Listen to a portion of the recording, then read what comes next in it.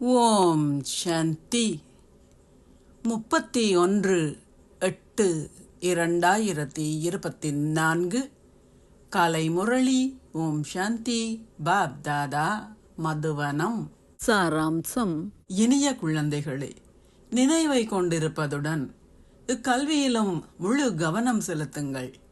நினைவை கொண்டிருப்பதனால் நீங்கள் தூய்மை ஆகுகின்றீர்கள். கற்பதனால் நீங்கள் உலக அதிபதிகள் ஆகுகின்றீர்கள்.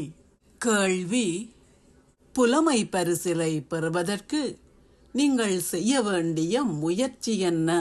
பதில்: புலமை பரிசிலை பெறுவதற்கு அனைத்தின் மீதும் நீங்கள் கொண்டுள்ள பற்றை அகற்றிவிடுங்கள்.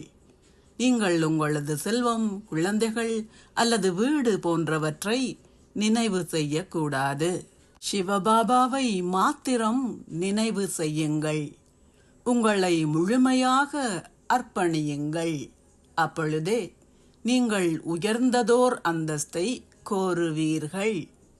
நீங்கள் ஒரு மிகவும் முக்கியமான பரீட்சையில் சித்தி எய்தப் போகின்றீர்கள் என்ற போதையை உங்கள் புத்தி கொண்டிருக்க வேண்டும். எங்களது கல்வி மிகவும் முக்கியமானது. துன்பத்தை அகற்றி சந்தோஷத்தை அருள்பவரான தந்தையே எங்களுக்கு கற்பிக்கின்றார். அந்த அதி அன்பிற்கினிய பாபாவே எங்களுக்கு கற்பிக்கின்றார். ஓம் சாந்தி. தாரணைக்கான சாராம்சம். 1. உங்கள் புத்தியை சிறந்ததாக்குவதற்கு தினமும் தேவையான அளவு ஞான அமிர்தத்தை பெறுங்கள். நினைவை கொண்டிருப்பதுடன் நீங்கள் நிச்சயமாக இக்கல்வியில் முழு கவனம் செலுத்த வேண்டும். ஏனெனில் இக்கல்வியின் மூலமே உங்களால் உயர்ந்ததோர் அந்தஸ்தை கோர முடியும். 2. நாங்கள் அதி மேன்மையான குலத்திற்கு உரியவர்கள். கடவுளே எங்களுக்கு கற்பிக்கின்றார். இந்த போதையில் நிலைத்திருங்கள். ஞானத்தை கிரகிப்பதுடன் இறை சேவையிலும் மும்முரமாக இருங்கள். ஆசீர்வாதம்.